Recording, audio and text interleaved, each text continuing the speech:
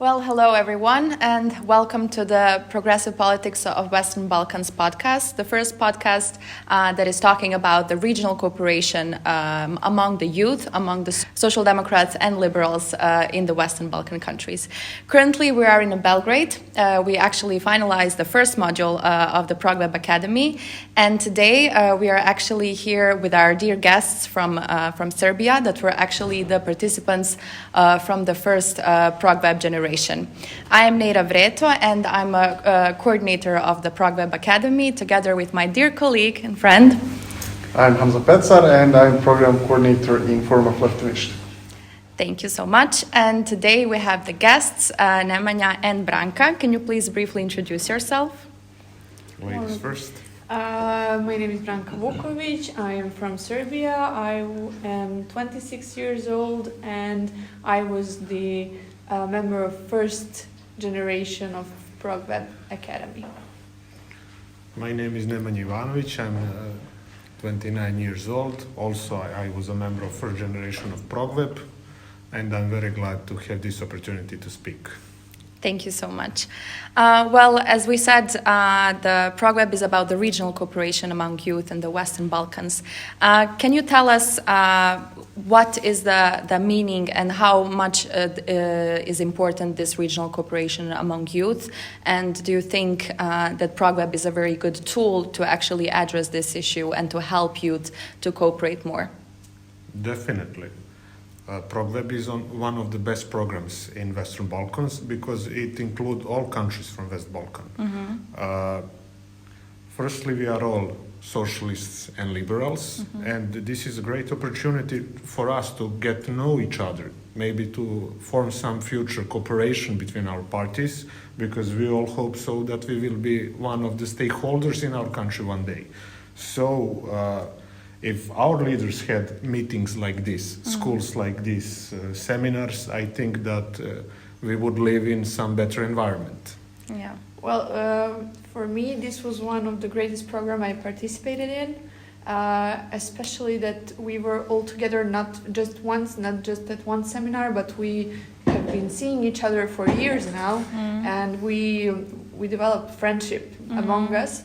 And I think that that's a good ground to build something better in the future, especially mm-hmm. that we are young and maybe we weren't that aware of situation of people from other countries, like we from Serbia maybe weren't aware of the situation in Albania or mm-hmm. North Macedonia, and through talking to people for that continuous time, mm-hmm. We have now full picture of the situation, and it's a good ground to build more friendship among us. Yeah, exactly. That was my next question. The importance of the networking and these seminars. Of course, you gain new knowledge, new skills, but also a very important aspect is this networking and the friendships. And we also have some love relationships that came out of ProgWeb. So that's why it is so important. And I don't think any other academy is that much similar to this one. So can you tell us something about that, the importance of the networking as well? As I said, we are now all friends, mm-hmm. and we've been seeing each other for quite some time. But what was the most, let's say, important thing for us, that we have history together, yeah. and difficult history. And we were sitting in bars and we were talking about that history, and each of us were talking from their perspective. Mm-hmm. So now I think we better understand each other. Yeah. And I think that's why these kind of projects are really, really important, so the young people can understand from experience from others, but not from their grandparents or parents. So I think that's something that actually bond us together. We haven't actually, we as a person been through war, but our parents were, and now we can see other picture, yeah. And I think it was quite important mm-hmm. Part of this project, mm-hmm. and as I mentioned, we are now connected, so we better understand the situation. Yeah, the Viber group from the first generation is still very much active. So yeah, that's another example. One of the best things about this program, traveling to other countries, meeting other people. We were at war. Serbians, Bosniaks, Albanians, and there is unfortunately still bad blood between our people. But when you meet people from those countries, you have a different perspective. We are young people, we are progressive people, and we want to live in a better future. And what is the thing that I think bonded us more with, because we listen to the same music, we drink same drinks, we eat same food, and we all have similar problems. Like at the college, we have a problem with this professor, and now we are having a problem with this boy or this girl. And we were talking about that there is no difference in our age. There is no so big differences that national options are telling us. Yeah. And that was the important part, that we saw that we all have the same issues and the same problems regarding makeup boys and colleges. Yeah. I For still sure. remember my methodology professors. Empirical methodology. But I would stick to the point which Nemanja mentioned regarding the leaders, if they had the opportunity to go to the programs like ProgWeb and Meet. And just hypothetically, it's always interesting to think hypothetically, what if? And I would like to maybe mix one of those examples. If, for example, you and let's say Stefan or Riyad are leaders in your countries, now, instead of the politicians we have, what do you think would be the biggest difference, and what would be that impact of networking, ProgWeb, and the things which we all did together? Unfortunately, our national rhetorics are still very strong. Our political leaders use war rhetoric to maintain power. If we want to be politicians, we have different sides in our country. Liberals, social democrats, far right wing. Unfortunately, I think that in the Balkan we are still in process of reconciliation, unsuccessfully, unfortunately, and many of our politicians are still using methodology between themselves. For example, Bakir and Vučić, Plenković in Croatia, they are good friends, but they use national rhetoric to maintain power. So they had some academy. But I think that our generations can surpass that and get closer in the process of reconciliation. Because we know each other, we know how you think, how I think, how Nejra think, how Branka think, and we can share our experience publicly about cooperation in youth, and that can have positive outcome in politics on Western Balkan. Well, I will try to answer your question maybe a little bit more.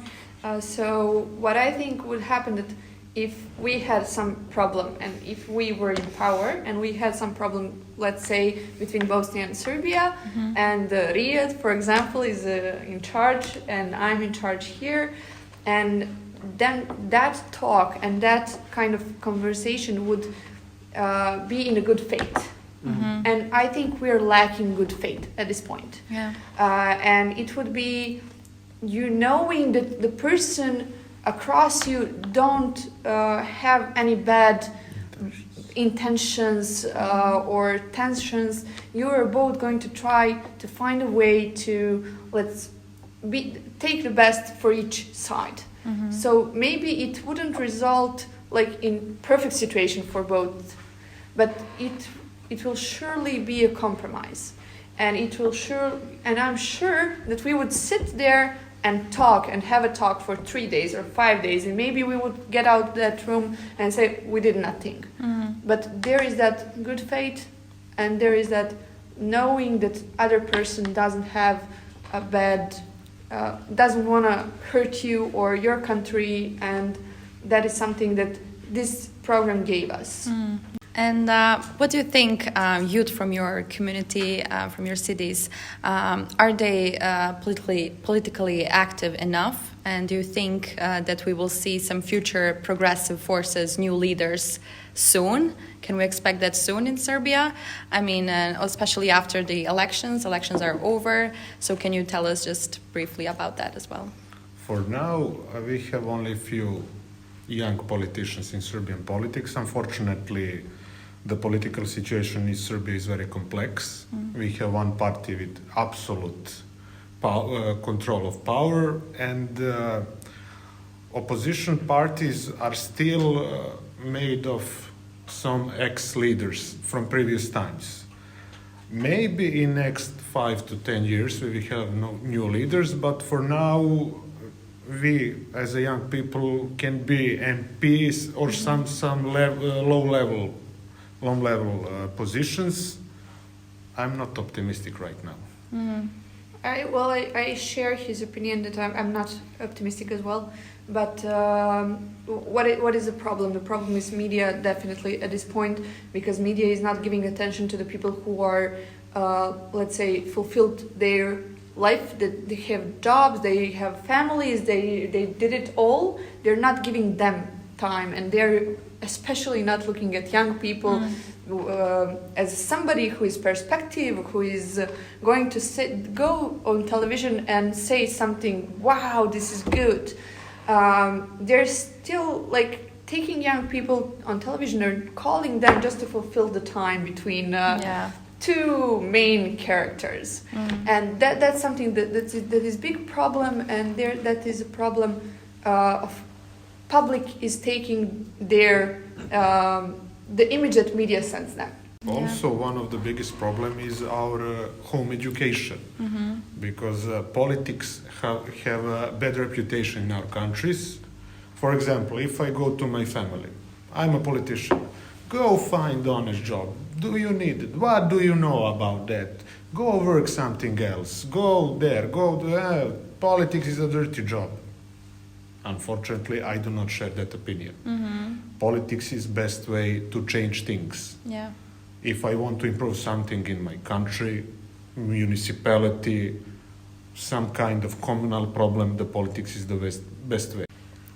I will share with you one story. It's not regarding a young person, but it's regarding my mom. And as Nemanja said, they're looking at people who are doing politics as somebody who is bad. And my mom used to practice politics and to be in it. And she's, by education, she's a lawyer.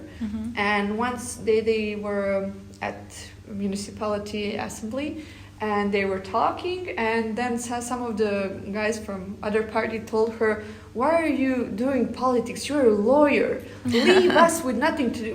We don't have nothing. Let us do the politics."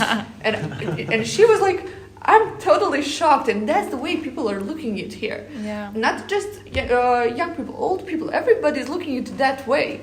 If you're educated, if you're, let's say, ambitious, if you have good manners or anything else, they're going to say to you, "But you can find another job. I can't." Why are you doing that? Yeah, and that's fascinating for me because politics is something that rules your life. Yes. Either you like to accept it or not. And would you rather give it to somebody who is well educated and know what to do, or somebody who doesn't know anything? When you compare those youngsters with the older people, the old guard which are now ruling, they were not born in and raised in nationalistic rhetorics, but they went through it. They survived that escalation of it. How do those young people compare, and how do they find their place in politics and in community in general? That is a big problem, because a lot of youngsters don't take politics for serious. On one of the elections in Serbia, we have Beli. That was Let's say he was mocking the whole process. He was mocking politicians. He mocked whole political system. He gained 11% on the presidential elections, much more than some serious politicians in our country. And that is enough to say about that system. For example, we had elections few days ago, and we are very concerned about one fact. Far-right political parties gain a lot of support. Most of the supporters for that parties are youngsters, because a lot of youngsters are in start of their conscious life. They are nationalists. During the education, meeting new people and stuff like that, they are starting to create their political stance in a positive way. But politics in Serbia isn't taken serious by a lot of people. And not just that, it's much easier for young people to understand nationalists, because it's really simple idea actually. It's simple. It's just saying you love your own, and your own is the best, and everything else is disaster, and don't even try to understand it.